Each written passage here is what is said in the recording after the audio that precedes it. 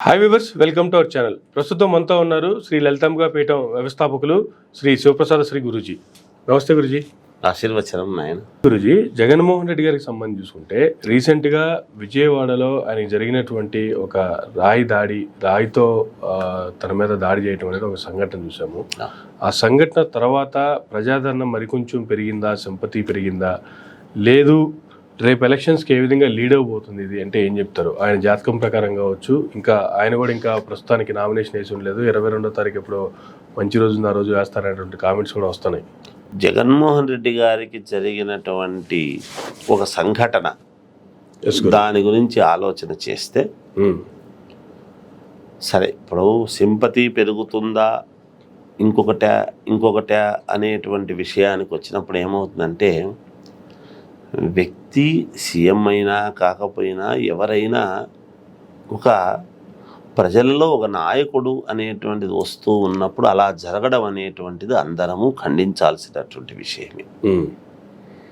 ఆయన ప్రచారం ఆయన చేస్తున్నాడు, వినాలి, నచ్చితే వింటారు, విని ఆస్వాదిస్తారు, లేకుంటే లేదు. కానీ ఇలాంటివి ఎవరి మీద చేసినా తప్పే. ముందు మొట్టమొదట అది మంచి పద్ధతి కాదు. ఎందుకంటే సరే, జరిగినప్పుడు ఎవరికైనా అయ్యో ఇలా జరగకూడదు అనేటువంటిది అనిపిస్తుంది కదా. అంతేగా. ఇప్పుడు భగవంతుడి దయ వల్ల, దైవానుగ్రహం వలన ఏమీ కాలేదు, బాగుంది. సెన్సిటివ్ పార్ట్స్ అనేటివి ఉంటాయి. మనం ఎంత గొప్పవాళ్ళమైనా మెదడు, కన్ను, సర్వేంద్రియానాం నయనం ప్రధానం అన్నాము. కన్ను, చెవి, ముక్కు ఇలాంటివి వేసేవాడు ఏదో ఒకట్లే అనేటువంటి ఉద్దేశంతో ఇక్కడే వేయాలి, అక్కడే వేయాలనేటువంటి దాంతో కాకుండా వేసేస్తాడు. భగవదనుగ్రహం అనేటువంటిది ఉంటేనే త్రుటిలో తప్పిపోవటం అనేటువంటిది ఉంటుంది. ఏదైనా ఒక కన్నుకు తగిలి ఒక కన్ను ఏదైనా ఇబ్బంది అయింది అనుకోండి, కష్టమే కదా. ఒక మనిషి నుండి ఒక ఇది తీసేయాల్సినటువంటి అవసరం ఏర్పడే పని కదా. లేదు, మెదడుకే తగిలింది, కొంచెం కొస్సని రాయి ఏదైనా కాస్త కొస్సగా ఉండేది ఏదన్నా తగిలింటే లోపలికి ఇబ్బంది అయ్యి నరాలు ప్రాబ్లం అయ్యి ఇబ్బంది అయ్యేదే కదా. అలాంటిది ఏది జరిగినా తప్పే వాస్తవానికి. ఎవరికి అలా జరగకూడదనే కోరుకోవాలి. నాట్ ఓన్లీ ఒక జగన్ గారనే కాదు, కానీ ఏ వ్యక్తులకు ప్రచారం అన్న తర్వాత అందరూ గెలవాలనే వచ్చి చెప్పుకోవడానికి వస్తారు. వచ్చినప్పుడు అలా జరగడం అనేటువంటిది మంచి పద్ధతి కాదు.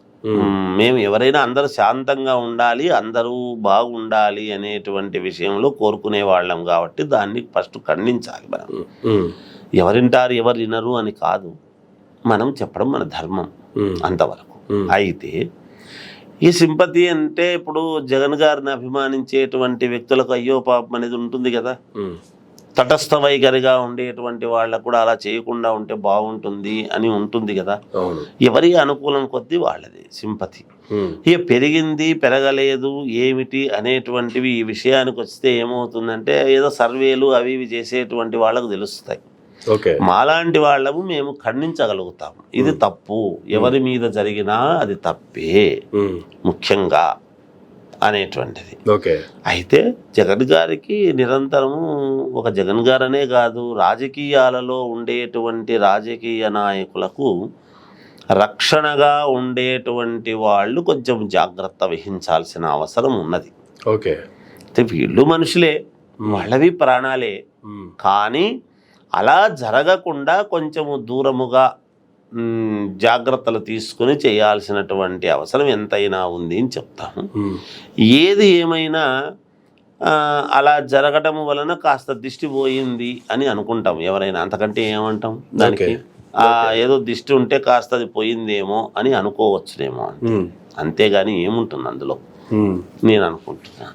కాబట్టి అది యోగమే ఏదో జరుగుతుంది. ఆయన చేసేటువంటి ప్రయత్నం ఆయన చేసుకుంటున్నాడు, ముందుకు వెళ్ళాలి, ఎలాగైనా మళ్ళీ నెక్స్ట్ నేను పీఠం ఎక్కాలి అనేటువంటి దృక్పథంతో ఆయన ముందుకు పోతున్నాడు. ఎవరి నిర్ణయాలు వాళ్ళవి. జాతక ప్రకారముగా అనుకూలముగా ఉన్నాయి గ్రహస్థితులు, కాబట్టి ముందుకు వెళుతుంటారు, సహజం కదా. సో నామినేషన్ వేసేటువంటి రోజుకు సంబంధించి చూసుకుంటే కావచ్చు, ఎలక్షన్ జరిగేటువంటి రోజుకు సంబంధించి, ఇంతకుముందు మీరు అన్నట్లుగా రిజల్ట్స్ వచ్చే రోజుకు సంబంధించి ఆయన గ్రహ బలాలు ఎలా ఉన్నాయి, ఏ విధంగా ఉండబోతుందంటే ఏం చెప్తారు? అంటే దీంట్లో మనం 100% జాతకంలో చెప్పడానికి ఉండదు.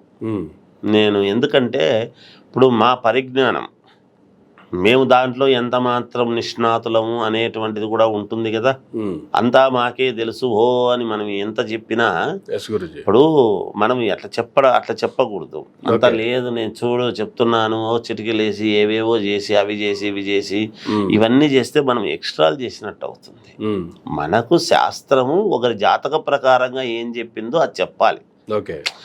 ఎదటి వాళ్లకు ఒక భరోసా ఇవ్వడానికి మనం ఏం చెప్పొచ్చు ఆ తర్వాత సంగతి. కానీ ఏ జాతకములు ఎవరు చూసినా ఏమి చేసినా మనము ఒక 85-90% మాత్రమే చెప్పగలుగుతాం. మిగతా అది భగవంతుడి యొక్క నిర్ణయము అని వదిలిపెట్టాలి. శాస్త్రాల్లో ఎప్పుడు తప్పు ఉండదు. శాస్త్రం ఎప్పుడు కూడా శాస్త్రం ఖచ్చితంగా ఉంటుంది.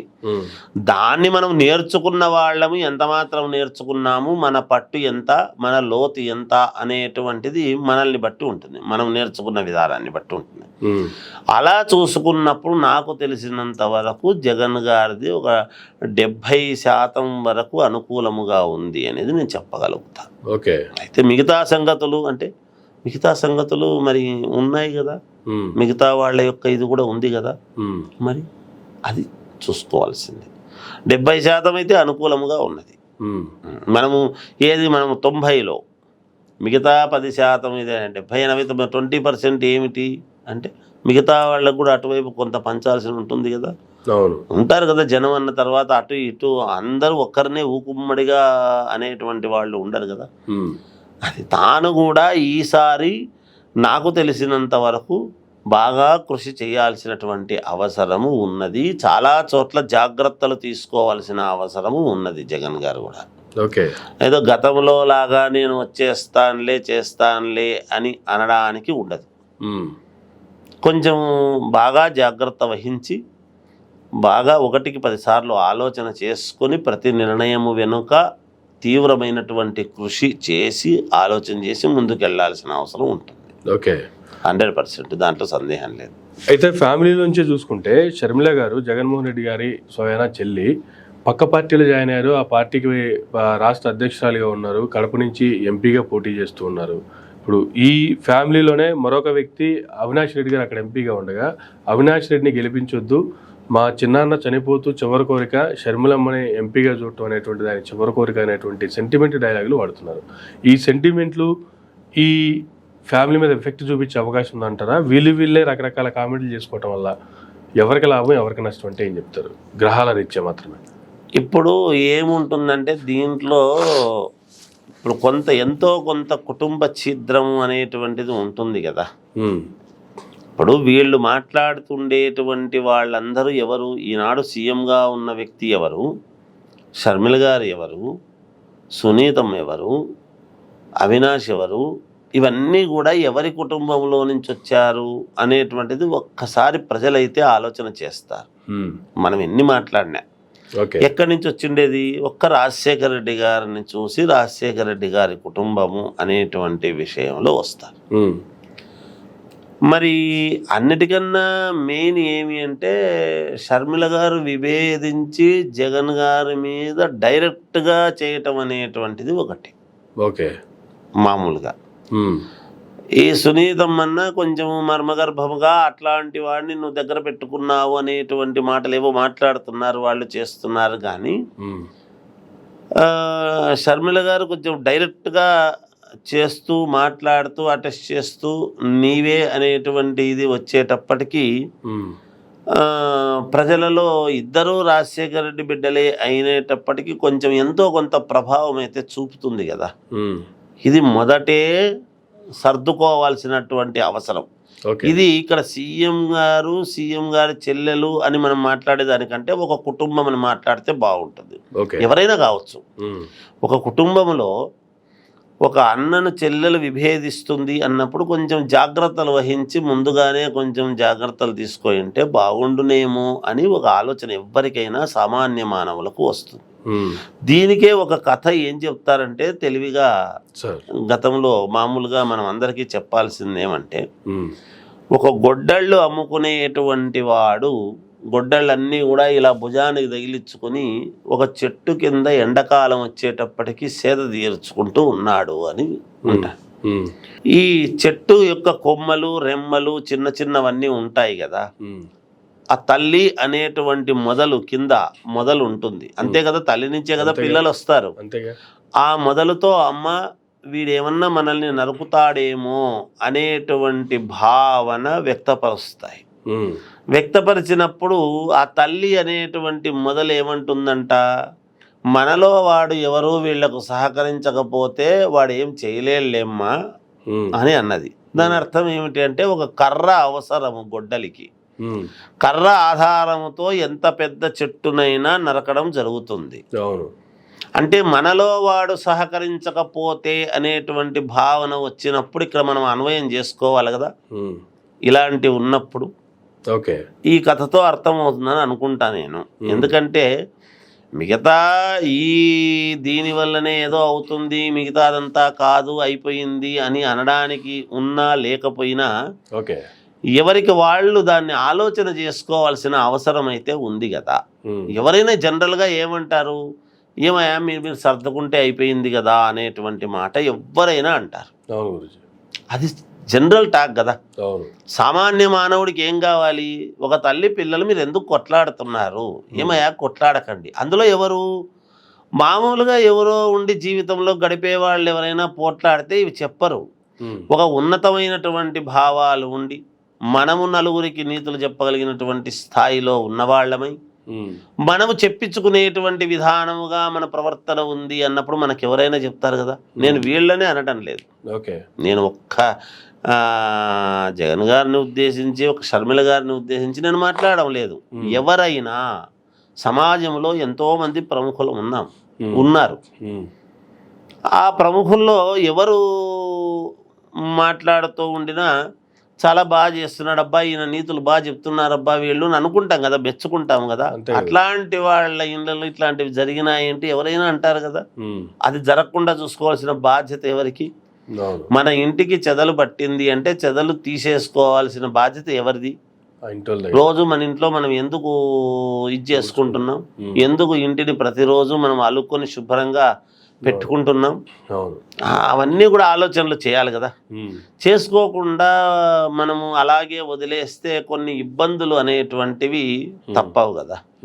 అందులో సమయము సందర్భము అనేటువంటివి ఉంటాయి.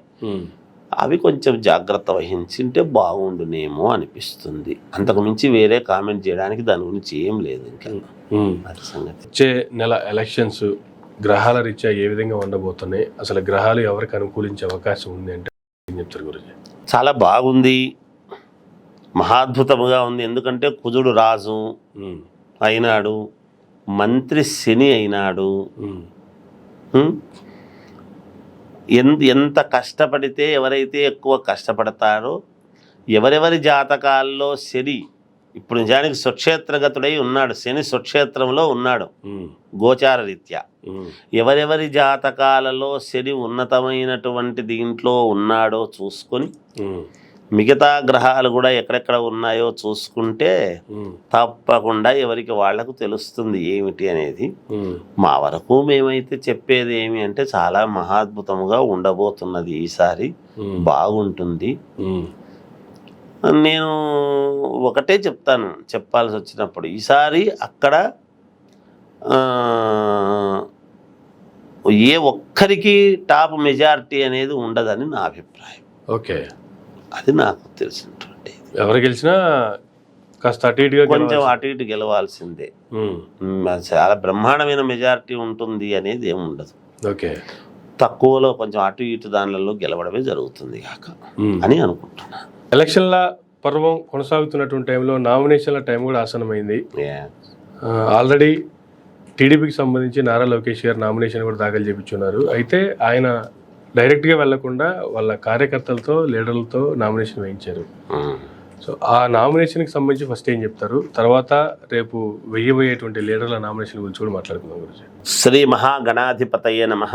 ఐం మహాసరస్వత్యే నమః. శ్రీ లలితాంబికాదేవియే నమః.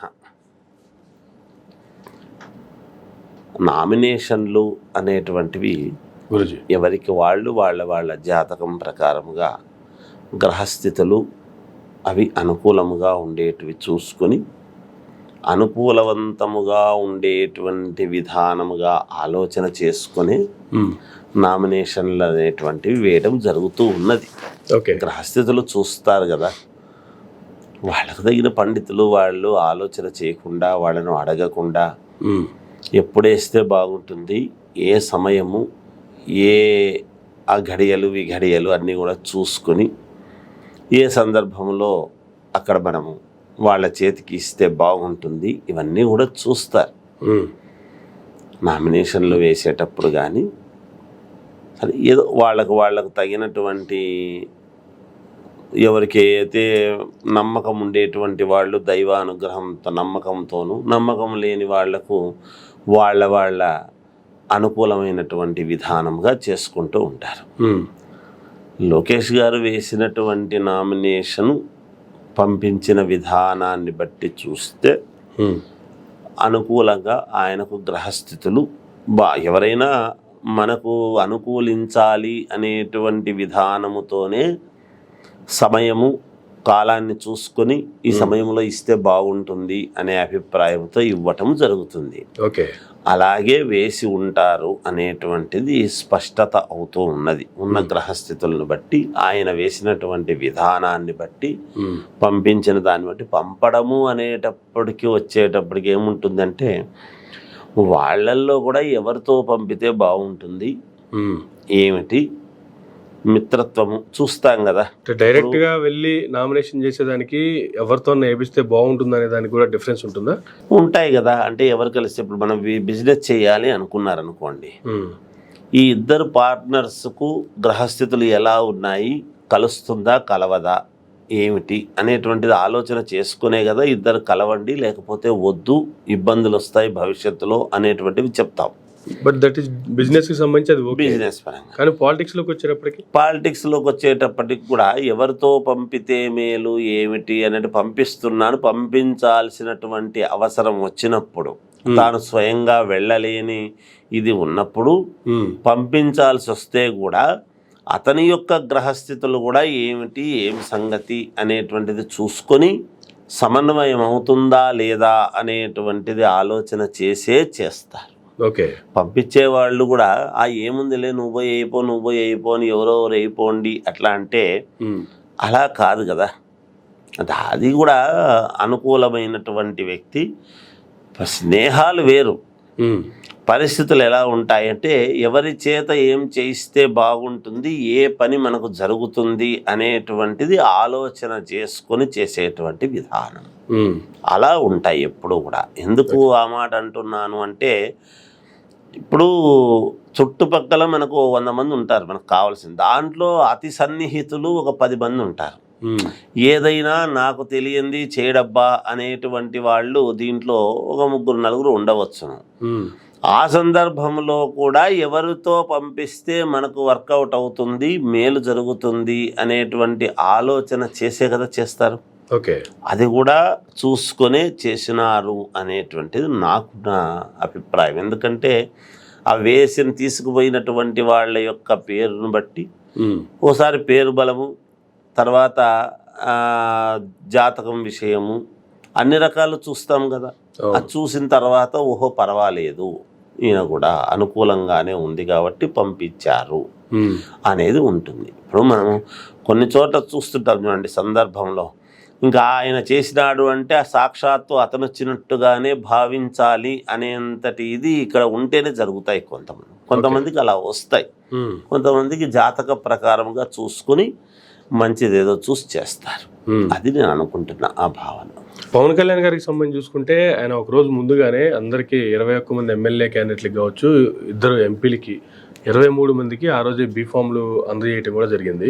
ఇంక తర్వాత ఎవరెవరు వాళ్ళ గ్రహాలను బట్టి వాళ్ళ అనుకూలాన్ని బట్టి ఏ రోజు వేస్తే మంచిదని చెప్పి చూసుకుని తర్వాత నామినేషన్ వేసుకుంటుంది డిఫరెంట్ ఇష్యూ. కానీ ఇప్పటికీ ఇంకా అధికార పార్టీ అందరికీ బీఫామ్స్ ఇవ్వలేదు. లేదు వీళ్ళ కూటమిలో ఉన్నటువంటి బీజేపీ కావచ్చు, పక్కన టీడీపీ కావచ్చు, వీళ్ళు కూడా ఇంకా ఎవరికి అందరికీ బీఫామ్స్ పంచినటువంటి పరిస్థితి లేదు.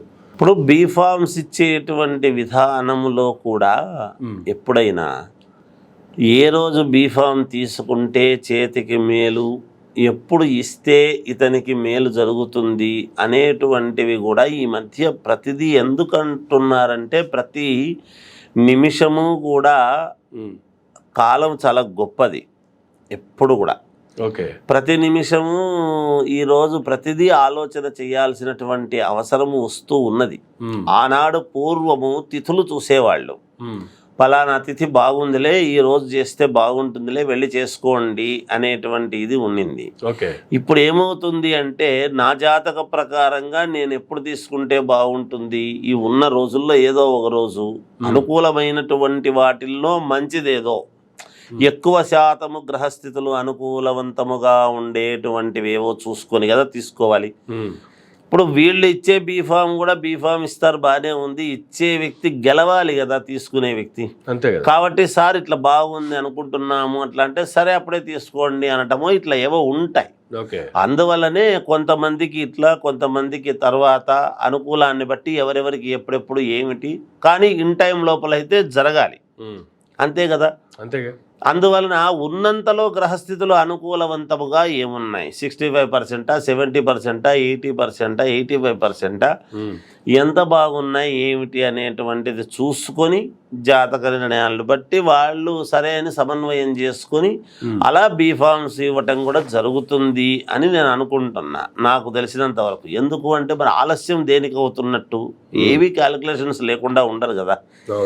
ఎంత నేను నమ్మను దేవుణ్ణి, నాకు సంబంధం లేదు నాకు వద్దు అన్నా ఇచ్చేవాడు నమ్మకపోవచ్చు, తీసుకునేవాడికి కూడా నమ్మకం ఉంటుంది కదా. సార్ నేను పలానప్పుడు తీసుకుంటాను అంటే మంచిది లేవయా అంటారు, దానికి ఏముంది సరే అనుకుంటారు కదా. ఇప్పుడు గెలవాలనే కదా, తీసుకునేవాడు గెలవాలనే తాపత్రయమే, ఇచ్చేవాడు పలానా వ్యక్తి గెలిస్తే బాగుంటుంది అనేటువంటి ధోరణితోనే చేసుకోవటం. ఇవన్నీ కూడా ఆలోచనలు చేసి అధికార పార్టీ కావచ్చు, ఇప్పుడు ప్రతిపక్షంలో ఉండేటువంటి వాళ్ళు రేపు అధికారంలోకి రావాలి అంటే వీళ్ళ ప్రయత్నాలు వీళ్ళు, వాళ్ళ ప్రయత్నాలు వాళ్ళు చేసుకోవడం సహజం. మరి అందరికీ అనుకూలంగా చూసుకునే కదా చేసుకుంటారు ఏది చేసుకున్నా. అందుకనే కొంచెము 2-3 రోజులు అటు ఇటు కొంతమందికి అనుకూలమైన వాళ్ళకి ఇప్పుడు, తర్వాత ఇంకో రోజు అనుకూలమైన వాళ్ళకి ఇంకో రోజు ఇవ్వటము అలా జరుగుతూ ఉంటాయి ఎప్పుడైనా కూడా. ఈ రోజుల్లో ప్రతిదీ కూడా ఆలోచన చేస్తూ ఉన్నారు.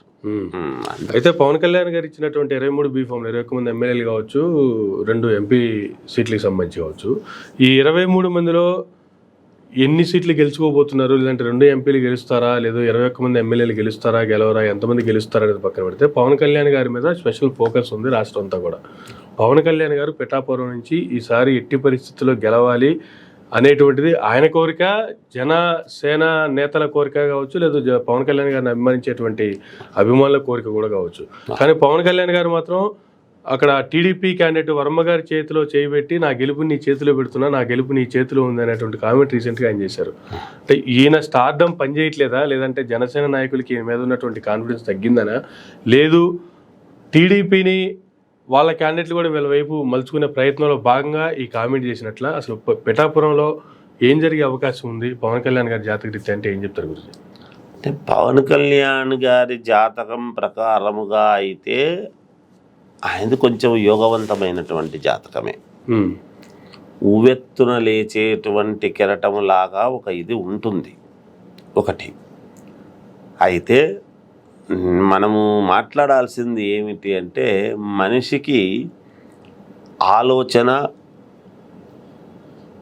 తర్వాత నిదానము, ఆవేశము ఉండాల్సిందే. ఇవన్నీ ఆక్రోశం ఉండాలి, ఆవేశం ఉండాలి, నిదానం ఉండాలి, ఆలోచన ఉండాలి. ఎవరైనా ఏదైనా చెబితే దాన్ని స్వీకరించి దాంట్లో లోటుపాట్లు ఏమిటిని గ్రహించేటువంటి శక్తి ఉండాలి. అవన్నీ అతనికి ఉన్నాయి, లేవని నేను అనడం లేదు. ఉమ్, అయితే కొన్ని సందర్భాలలో ఆయన మాట్లాడేటువంటి విధానంలో కొంచెం ఇదిగా వెళుతూ ఉంటారు. వెళ్ళండి, ఎవరెవరి తత్వం వాళ్ళది. ఉమ్, జాతకము ప్రకారముగా అయితే ఈసారి యోగవంతమైనటువంటి విధానంగానే ఉన్నది ఆయన. ఉమ్, నాకు తెలిసినంత వరకు గెలిచే అవకాశాలు చాలా వరకు ఉన్నాయి. ఓకే. అయితే ఇప్పుడు మీరు అన్నట్టుగా నా గెలుపు నీ చేతుల్లో ఉంది, ఇంకోరి చేతుల్లో అంటే ఎప్పుడైనా కూడా ప్రజలే న్యాయ నిర్ణేతలు. ఉమ్, ఎవరికైనా, ఎటువంటి వాళ్ళకైనా, ఒక రాజకీయాల్లోనే అని కాదు, ఏ రంగంలో ఉండేటువంటి వాళ్ళకైనా కూడా ప్రజలు న్యాయ నిర్ణేతలు. అలాంటి వాళ్ళకైనా ప్రజలు ఆదరిస్తేనే గొప్ప. అంతే కదా. ఎవరైనా ఏ రంగంలో ఉండే వాళ్ళకైనా. ఉమ్, అయితే ఆ ప్రజల కోరికలు మనం ఎంత మాత్రము నిలబెట్టుకుంటాము, ఏమిటి మన పద్ధతి ఏమి, మన నడవడికి ఏమి, మనం చెప్పినటువంటివి ఎంత మాత్రం నెరవేరుస్తాము ఏమిటి అనేది వీళ్ళని బట్టి ఉంటుంది. ఉమ్, సరే, వాళ్ళు చేసే కొద్దీ మళ్ళీ మీరే కావాలని కోరుకోవడము, లేకపోతే లేదు, అది తర్వాత సంగతి అదంతా. ఉమ్, నాకు తెలిసినంత వరకు ఇలా అడగటంలో ఏమిటి అంటే, పట్టు ఒక కూటమిలో ఉన్నప్పుడు అక్కడ అతను కూడా చాలా కాలం నుంచి మరి ఉన్నాడు కదా, yes, yes. మన ఇతను కూడా పిఠాపురం వర్మ గారు. ఉమ్, వర్మ గారు ఏదో నిరంతరము ప్రజల కోసమే ఏదో మరి నిరంతరము ప్రజల్లో ఉండి, అప్పుడు తెలుగుదేశంలో ఉన్నంతకాలం పార్టీలో ఉన్న మామూలు పార్టీ ఉన్నా పార్టీ లేకపోయినా వర్మ గారు ప్రజల్లో ఉండి చేసుకునేటువంటి ఇది చేసుకుంటున్నాను. ఎవరికైనా ఒక ఆశ ఉంటుంది కదా నాయన, ఈసారి టికెట్ నాకు వస్తుంది, నాకు ఇస్తారు, ఇస్తే నేను ముందుకు వెళ్ళగలను అనేటువంటి ఒక ఇది ఉంటుంది. ఎప్పుడైతే కూటమిలో భాగముగా అది పవన్ కళ్యాణ్ గారు పొత్తులలో వ్యవహారము, పైగా మెయిన్ వ్యక్తి అయిపోయినాడు, అతనికి ఇవ్వాల్సి వచ్చింది అన్నప్పుడు దాన్ని కొన్ని త్యాగాలు కూడా చేసుకుంటూ ఉంటారు. అది అటువైపు అయినా ఇటువైపు అయినా పార్టీలు ఏ పార్టీల్లో ఉండినా త్యాగాలు చేసేటువంటి వాళ్ళు ఉంటారు పార్టీ కోసం.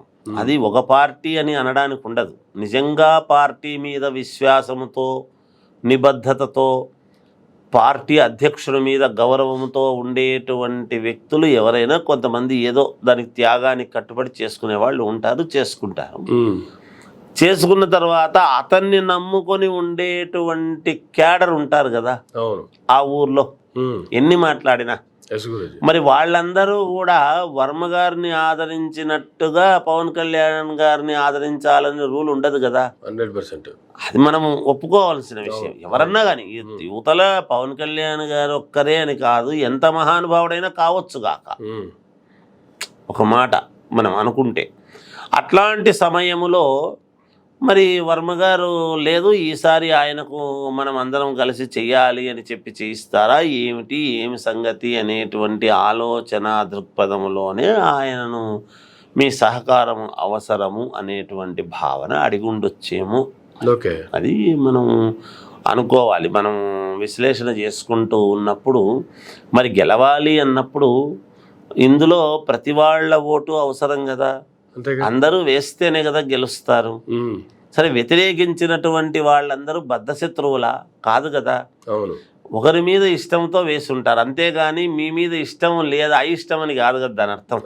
అవతలి వ్యక్తి మీద ఇష్టం ఉన్నంత మాత్రాన యువతలి వ్యక్తి మీద అయిష్టత ఉండాలని రూల్ లేదు కదా. ఒకవేళ వీళ్ళు గెలిచారు, వాళ్ళు వేసిన వాళ్ళు ఓడారనుకోండి, వీళ్ళు గెలిచారనుకోండి, స్వీకరిస్తారు కదా. ఎవరు గెలిస్తే ఏముంది, అది ఓటు అనేటువంటిది. అందుకనే ఎవరి మనస్సాక్షి ప్రకారముగా ఎవరికి నచ్చినటువంటి వ్యక్తులకు వాళ్ళు వేసుకునేటువంటి స్వేచ్ఛ భగవంతుడు ఇచ్చిన వరం. దాన్ని మనము ఏమి అనడానికి లేదు. అందుకనే ప్రజలు ఆకాంక్ష అనేటువంటి దాన్ని బట్టి నిర్ణయిస్తుంటారు. ఇట్లా కూటమిలో భాగంగా టీడీపీ సంగతి గురించి మాట్లాడుకుంటే, ముఖ్యంగా చంద్రబాబు నాయుడు గారికి సంబంధించి రేపు 20వ తారీఖు ఆయన బర్త్డే కూడా ఉంది. ఈ ఎన్నికలు కావచ్చు, ఈ ఎన్నికల సమయంలో ఆయనకు వస్తున్నటువంటి బర్త్డే మీద కూడా చాలా ఆశలు ఉంటాయి. గతంలో ఆయన అసెంబ్లీలో ఒక వాగ్దానం చేసి బయటకు వచ్చారు, లేదంటే ఒక ఛాలెంజ్ చేసి బయటకు వచ్చారు. నెక్స్ట్ మరలా నేను సీఎం అయితేనే ఈ సభలో అడుగు పెడతా, లేదంటే ఈ సభలో అడుగు పెట్టను అనేటువంటి ఛాలెంజ్ చేసి బయటకు వచ్చారు. ఇప్పుడు ఆయన గెలిచి మరలా సీఎంగా అసెంబ్లీలో అడుగుపెట్టే అవకాశం ఉందా? రేపు ఆయన బర్త్డే సందర్భంగా ఈ బర్త్డే తర్వాత ఆయనకు వచ్చేటువంటి గ్రహాలు కావచ్చు, గ్రహాలకు అనుకూలంగా కుప్పంలో రీసెంట్గా కొన్ని సర్వేలు కూడా వస్తున్నాయి. కుప్పంలో దాదాపుగా 10,000 ఓట్ల నుంచి 20,000 ఓట్ల మెజార్టీతో ఓడిపోబోతున్నారు అనేటువంటి కామెంట్లు కూడా ఆ సర్వేల్లో కొన్ని బయటకు వస్తున్నాయి. ఎట్లా చూడాలి అసలు? ఏం చెప్తారు గురించి? చంద్రబాబు నాయుడు గారి జాతకం విషయానికి వచ్చేటప్పటికి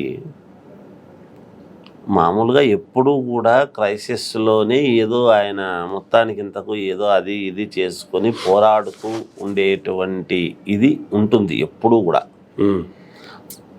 మొట్టమొదటి నుంచి కూడా చూస్తున్నాం. నిరంతరము ఏదో పోరాడుతూనే ఏ వ్యక్తి అయినా సరే మామూలుగా పోరాడుతూనే ఉంటారు. కాకపోతే దాంట్లో కొంచెం చంద్రబాబు నాయుడు గారు కొంచెం ఎక్కువగా ఇది పెట్టి చేస్తూ ఉంటారు ఆయన శ్రమ అంతా కూడా. గ్రహస్థితులు రేపు పుట్టినరోజు, ఈ పుట్టినరోజు ఉండేటువంటి విధానము కానీ శనివారము పుట్టినరోజు అయింది మనం గమనించాల్సింది. శనివారం నాడు శనికి ప్రాధాన్యత, అది జనరల్గా చెప్పుకునేటువంటి మాట. అంతేకాకుండా రేపటి గ్రహస్థితులు ఒక్కసారి మనం ఆలోచన చేసి ఆయన జాతకంలో ఉండేటువంటి గ్రహస్థితులను కూడా ఒక్కసారి మనం మననం చేసుకుంటే సమన్వయం చేసుకుంటున్నప్పుడు బాగా తీవ్రముగా కష్టపడాల్సినటువంటి అవసరము వస్తున్నది ఆయన అనేటువంటిది చెప్పగని చెప్పాలి. ఓకే, బాగా కష్టపడాలి. మరి ఇంతవరకు కష్టపడుతున్నాడు కదా అనేటువంటి ఇది మనం అనుకోవచ్చు. కానీ ఇంకా ఏదో విధంగా కష్టపడాలి, ఇంకా ఎంత కష్టపడితేనో అనేటువంటి ఇది అయితే ఉన్నది వాస్తవం.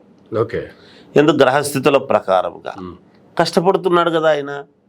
అవును, మరి కష్టమైతే పడుతున్నాడు, ఇంకా తీవ్రమైనటువంటి కష్టము పడాలి అనటానికి నిదర్శనమే రేపటి యొక్క సందేశం. ఎందుకంటే దేహపీడాకారకుడైనటువంటి శని ఎప్పుడైతే శనివారం నాడు ఈసారి వచ్చిందో ఇక్కడి నుంచి ఎలక్షన్లది ఇంకా కొంచెము తీవ్రముగా అలుపెరగని వ్యక్తిలాగా ఇంకా చాలా కష్టపడాల్సినటువంటి అవసరం అయితే ఉంది అనేది స్పష్టమవుతూ ఉన్నది. గ్రహస్థితులను బట్టి మనం చెప్తాం ఏదైనా కూడా. సరే, గెలుపోటములు అనేటువంటిది ప్రజలు నిర్ణయిస్తారు, అది జరుగుతుంది ఎలాగో. మరి గ్రహస్థితులు మీరు అడిగినటువంటిది ఏమిటి అంటే రేపు జాతక ప్రకారముగా ఎలా ఉంది, ఎలా ఉండబోతుంది అనేటువంటి ఇది అన్నప్పుడు ఇంకా బాగా కష్టపడాల్సినటువంటి ఇదైతే ఉన్నది ఆయన. అంత సునాయాసముగా విజయం అనేటువంటిది నల్లేరు మీద నడకలాగా అవుతుంది అనేటువంటిది అయితే కొంచెం తక్కువ కానీ కొంచెం ఎక్కువగా కష్టపడి చేసుకోవాల్సినటువంటి అవసరం ఉంది అనేది స్పష్టమవుతున్నది. గతంలో ఆయన కొన్ని కామెంట్లు కూడా చేశారు గురుజీ. ఈ ఎలక్షన్లో మీరు గెలిపించకపోతే నాకు ఇవే చివరి ఎన్నికలు అనేటువంటి కామెంట్ కూడా చేశారు ఆయన. 2-3 సందర్భాల్లో చేశారు, ఒకసారి కూడా కాదు. ఉండొచ్చు. ఎందుకు ఆ మాట అంటున్నారంటే ఆయనకు దాదాపు 74 ఏళ్ల వయస్సు, ఇంకా ఇదైతే మళ్ళీ 79-80 ఏళ్ల దగ్గరికి వస్తుంది. అయినా చంద్రబాబు నాయుడు గారు నిజానికి వాస్తవానికి మొదట్లో ఎట్లున్నాడో ఈ రోజుకు అట్లాగే ఉన్నారు. యాక్టివ్నెస్ అయితే తగ్గలేదు ఆయనలో, అది గమనించాలి మనం ఒకటి. అయితే ఆయన సిస్టమేటిక్గా ఒక పద్ధతి ప్రకారముగా ఉండే వ్యక్తులమే. ఎవరు ఎంత పద్ధతిగా మనము చాలా కరెక్ట్గా ఉన్నాము, నేను రోజు ఉదయం నేను నడుస్తాను, నేను ఏదో అది చేస్తాను ఇది చేస్తాను వ్యాయామం చేస్తాను అంటే ఏదైనా మనము మానవులం కదా. ఇప్పుడు మనకు ఎంతవరకు యోగం ఉంటే అంతవరకు భగవంతుడు ఒక నిర్ణయం అని పెట్టు ఉంటాడు.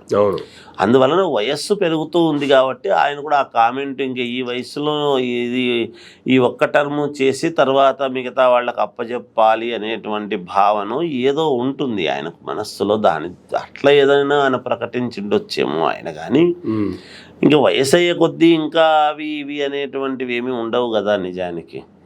కాబట్టి ఈ వయసులో కొంచెం ఒక్కసారి ఏదో ఇంకా కొంచెం నేను చేయాల్సింది ఏదో మిగిలి ఉండేది, ప్రజలకు ఏదో నా వంతు నేను చేస్తాను అని ఆయన అన్నప్పుడు చేసిన తర్వాత మిగతాది ఏదో తర్వాత వాళ్లకు అప్పచెప్పొచ్చు అనేటువంటి భావన అది ఆయన ఏ కోశాన అన్నారో మనకు తెలియదు. కానీ ఆ ఉద్దేశంతో అరుండొచ్చేమో అని మనం ఏదైనా పాజిటివ్ థింకింగ్లోనే మనం ఆలోచన చేయాలి. ప్రతిదీ నెగిటివ్గా ఆలోచన చేయాల్సిన అవసరం లేదు కదా. ఒకటి సరే, ఇప్పుడంతా యువత రాజ్యం ఏలుతూ ఉన్నది, యువకులు అంతా ఉన్నారు, చేస్తూ ఉన్నారు. ఈ వ్యవహారంలో ఆయన వయస్సు పెద్దది కాబట్టి చెప్పుండొచ్చు ఆ మాట నేను అనుకుంటున్నాను. సో అంటే ఓవరాల్గా ఈ సంవత్సరం చూసుకుంటే ఎలక్షన్ సంవత్సరం ఏ విధంగా ఉండబోతుంది, ఆయన కోరుకున్నట్టుగా తిరిగి మళ్ళీ అడుగుపెట్టే అవకాశం ఉందా యాజ్ ఎ సీఎం? అంటే ఎమ్మెల్యేగా గెలిచినంత మాత్రాన పార్టీకి వెళ్ళకపోతే సీఎంగా అడుగుపెట్టే అవకాశం లేదు, అసెంబ్లీకి రానని చెప్పి ఆయన చేసినటువంటి ఛాలెంజ్. ఆ ఛాలెంజ్ నిలబెట్టుకోవాలి అంటే కంపల్సరీ పార్టీని గెలిపించుకోవాల్సినటువంటి పరిస్థితి. ఆయన జాతకం ప్రకారం కావచ్చు, లేదంటే ఆయన పుట్టినరోజు వచ్చినటువంటి శనివారం నుంచి స్టార్ట్ అవుతుంది మళ్ళీ ఆయన కొత్త సంవత్సరం. దీనికి సంబంధించి చూసుకుంటే కూడా చాలా కష్టపడాలి, కష్టపడితేనే ఫలితం ఉంటుంది అనేటువంటి చెప్తున్నారు. కానీ ఎక్కువ కష్టపడేదానికి ఎక్కువ సమయం కూడా లేదు. ఇంకా ఆల్మోస్ట్ రేపు 20 తారీఖు అంటే 13వ తారీఖు మళ్ళీ ఎలక్షన్స్, అటు 13 ఇటు 10 గట్టిగా 23 రోజులు. ఈ 23 రోజులు ఎంత కష్టపడగలరు? ఇప్పటి వరకు లేని కష్టాన్ని ఇప్పుడు మళ్ళీ డబల్ చేయాలంటే సాధ్యపడే అంశమేనా? అలా అనుకోవడానికి లేదు. కానీ ఇప్పుడు ఎట్లుంటుందంటే కష్టపడాలి అనేటువంటి మాటలో చెప్పడం ఆంతర్యం ఏమిటి అంటే తన వాయిస్ను ఎక్కువగా జనంలోకి పంపించుకోగలగడం ఒకటి. ఇప్పుడు నేనేమిటి అనేది ప్రజల్లో నమ్మించుకోగలిగినప్పుడే కదా నాకు అంతే కదా అందరూ నన్ను సరే లేని సమన్వయం చేసుకుంటారు. అంతే కదా. ఒకవేళ ఏదైనా నా వల్ల ఇది ఏదైనా జరిగినప్పుడు దాన్ని అది కాదు ఇది అని నిరూపించుకోవాల్సినటువంటి ఇది కూడా ఉంటుంది. అంతే కదా, సహజం కదా. అందువల్ల నేను అంటున్న మాట ఏమంటే శ్రమపడాలి అనేటువంటి మాట కొంచెం తీవ్రముగా ఆయన తిరుగుతున్నాడు, చేస్తున్నాడు, శ్రమ పడుతున్నాడు. శ్రమ పడలేదు అనేటువంటి మాట అనడానికి లేదు. కానీ మీరేమన్నారు, రేపు పుట్టినరోజు సందర్భముగా ఏ వారం వచ్చింది అనేటువంటిది ఒకటి, పుట్టినరోజు యొక్క సంఖ్యాపరంగా ఆయనకి ఎన్నేళ్ళు అనేటువంటిది ఒకటి.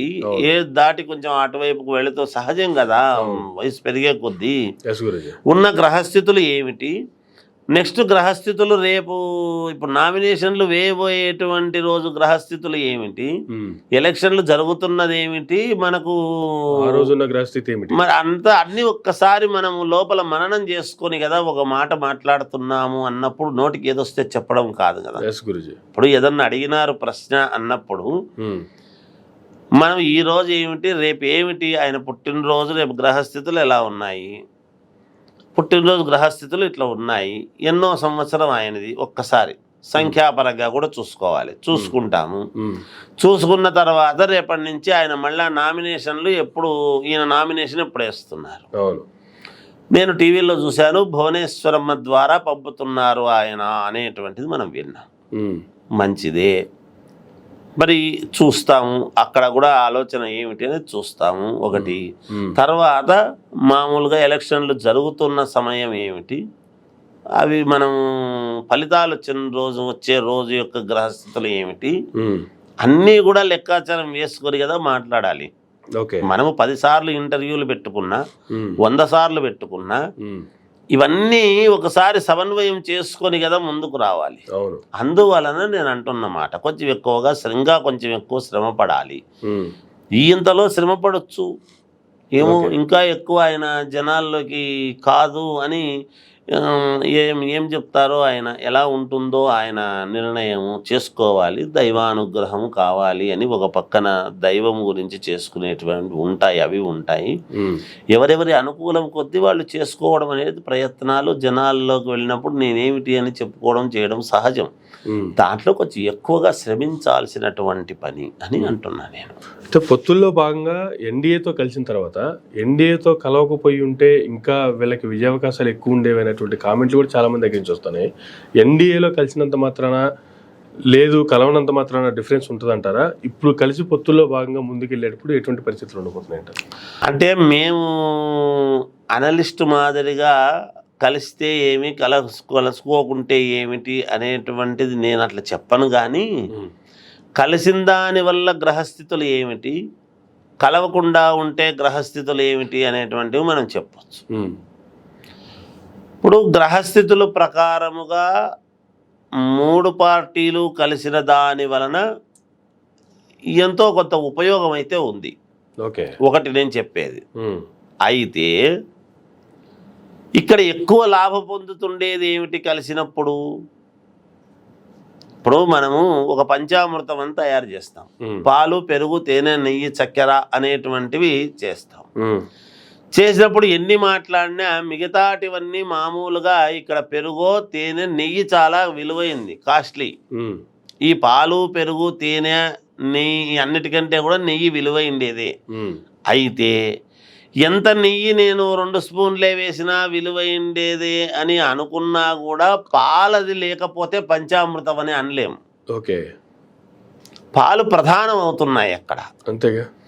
అప్పుడు ఏమవుతుంది? నేను చెప్తున్నది అదే కదా. ఈసారి కొంచెము బీజేపీకి ఎక్కువగా సంతోషకరమైనటువంటి నిర్ణయాత్మకంగా ఉంటాయింది తప్ప ఇక్కడ ఎవరు గెలిచినా కూడా బీజేపీ నిర్ణయానుసారమే ఉంటుంది. బీజేపీ లాభపడేట్టుగానే వ్యవహారాలన్నీ నడుస్తూ ఉన్నాయి. అంటే వాళ్ళు అలా చేశారా, కాకతాళీయంగా అలా కలిసి వచ్చిందా, లేదా ఒక చక్రబంధంలో అలా చేర్చి పెట్టారా అనేటువంటి దాని గురించి నేను మాట్లాడను. కానీ గురూజీ ఏదైనా ఎటొచ్చినా బీజేపీకి అనుకూలమైనటువంటి వాతావరణముగానే ఉన్నది రేపు. ఓకే.